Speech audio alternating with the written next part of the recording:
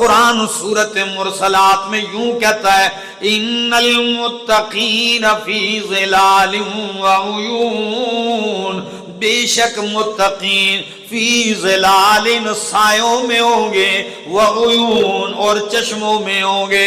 تو اس دن جنت میں بھی نعمت ملے گی سائے والی، وہ وہاں بھی نعمت ہے۔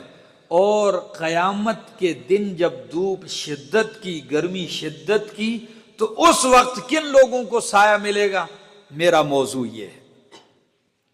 ایک حدیث بخاری اور مسلم کی ہے، حضرت ابو ہریرہ رضی اللہ تعالیٰ عنہ فرماتے ہیں سبعۃ یظلہم اللہ فی ظلہ یوم لا ظل الا ظلہ، انگلیوں پہ گنتے جانا اور دل پہ نقش کرتے جانا۔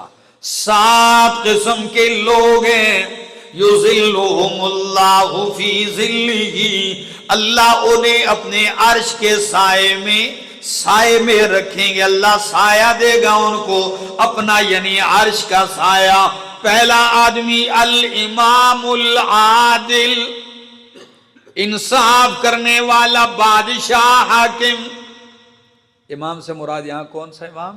حاکم، بادشاہ جو انصاف کرنے والا ہو، باوجود طاقت رکھنے کے، باوجود اختیار رکھنے کی بھی ظلم نہ کرتا ہو، انصاف پہ قائم رہتا ہو۔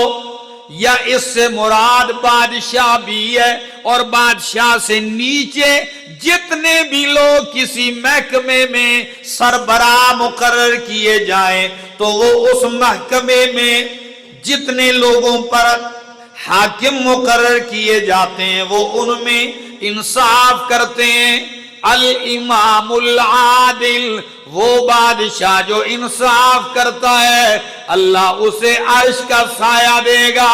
جب بادشاہ یاد کیا جائے اور عادل یاد کیا جائے، اللہ عرش کا سایہ دیتا ہے۔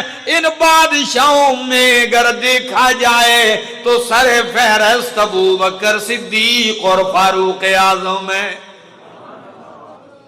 کہ حضرت عمر رضی اللہ تعالی عنہ کا تو نام ہی مشہور ہے، جہاں عدل کا تذکرہ ہو تو کون یاد آتا ہے؟